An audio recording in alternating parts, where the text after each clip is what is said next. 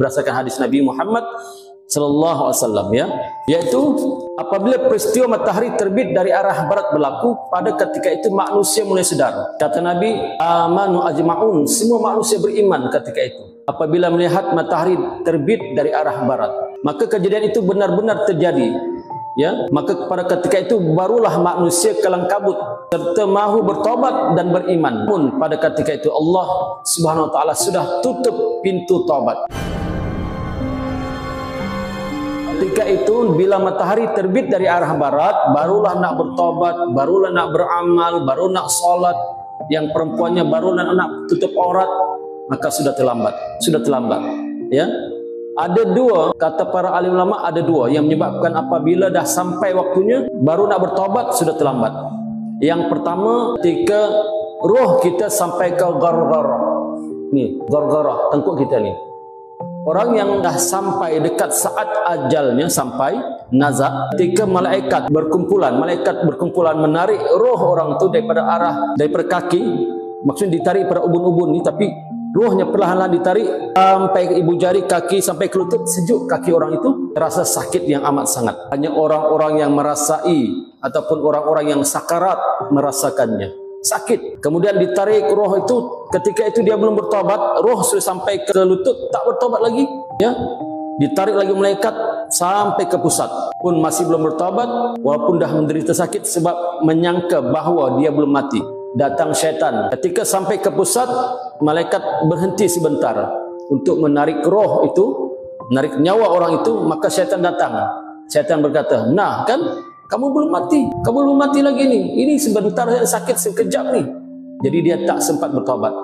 Hinggalah sampai roh itu ke paru-paru, maka ketika itu dada kita pun, napas kita pun mulalah sesak. Gitu orang yang roh di sini. Tapi dia masih belum nampak pandangan alam yang lain.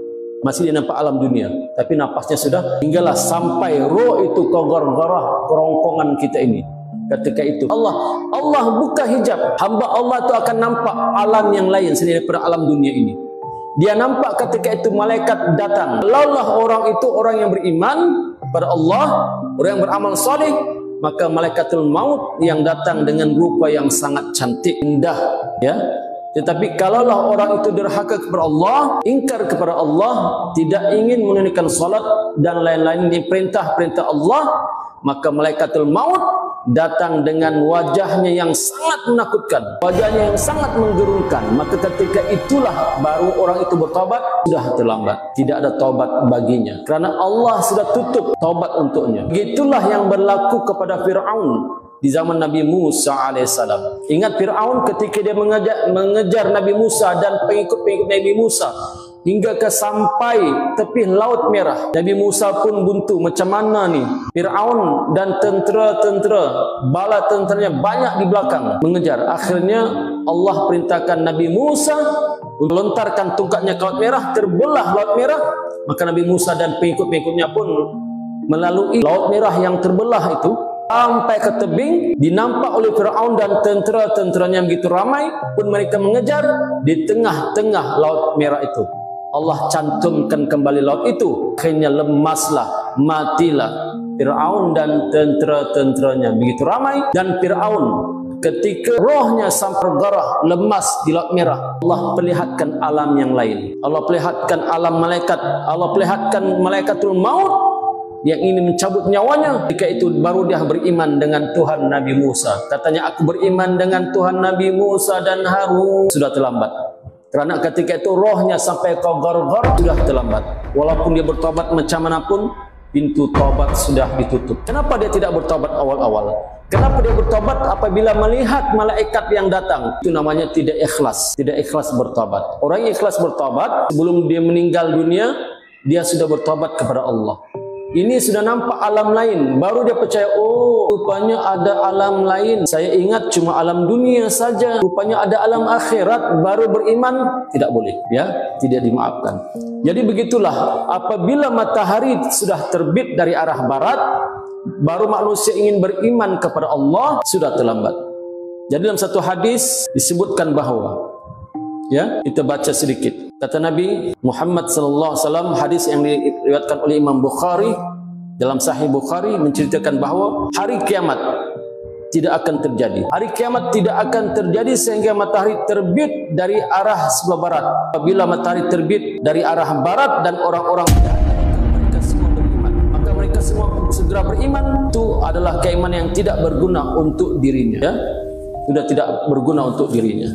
Kemudian suasana ketika itu, apa yang terjadi tuan-tuan? Kita kalau dipanjangkan umur, insya-Allah mungkin kita akan berjumpa dengan suasana itu. Apa yang terjadi? Maka suasana malam sebelum matahari terbit dari arah barat, ya. Beberapa hadis menjelaskan perihal peristiwa waktu malam yang lebih panjang sebelum matahari terbit dari arah barat. Panjangnya seperti 2 ataupun 3 malam.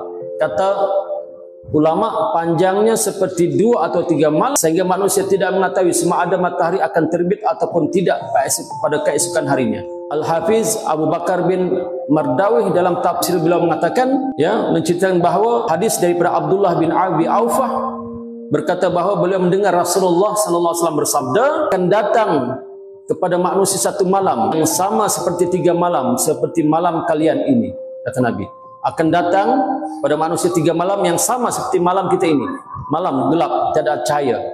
Jikalau peristiwa itu muncul, orang-orang yang melaksanakan solat malam mengenalinya. Orang-orang yang biasa bangun malam tahajud tahu, ya, tahu bahawa ini malam yang lain, tidak seperti biasa.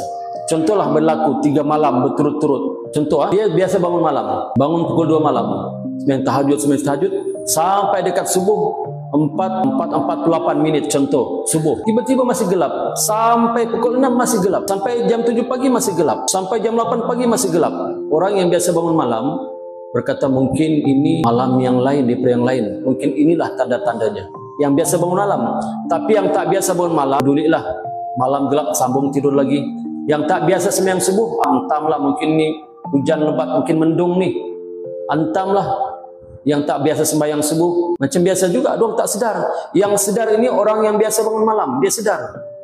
Sebab dia sudah bangun malam saat tahajud, tetapi pada waktu siang ikut jam masih gelap. Sampai tengah hari, sampai zuhur masih gelap. Sambung lagi malam kedua pun masih gelap. Sampailah ketiga malam, maka ketika itu barulah heboh. Masjid sana heboh, masjid sini heboh, orang ramai heboh. Yang tahu baca hadis, yang biasa bangun malam, yang biasa berjemaah subuh, tahu ini malam petanda kemungkinan besok matahari terbit dari arah barat, ya. Kita sambung lagi. Kemudian seorang daripada mereka melaksanakan salat malam itu, lalu membaca wiridnya, lalu tidur. Lalu dia bangun dan membaca wiridnya lagi, kemudian tidur. Pada ketika mereka dalam keadaan seperti itu, orang-orang saling menjerit antara satu sama lain. Ada apakah ini? Orang-orang bising. Apa ini? Apa yang terjadi? Gelap dunia ni. Masa jam dah 24 jam berpusing masih gelap. Bukan mendung. Kalau mendung di sini mendung, di tempat lain tak mendung. Ini satu bumi gelap. Kalau mendung, disendakan mendung, mungkin di Tawau tak mendung, mungkin di KK tak mendung. Tapi ini satu bumi gelap gelita. Tidak ada cahaya matahari. Mereka berhamburan ke masjid. Bersambung, nantikan sambungannya.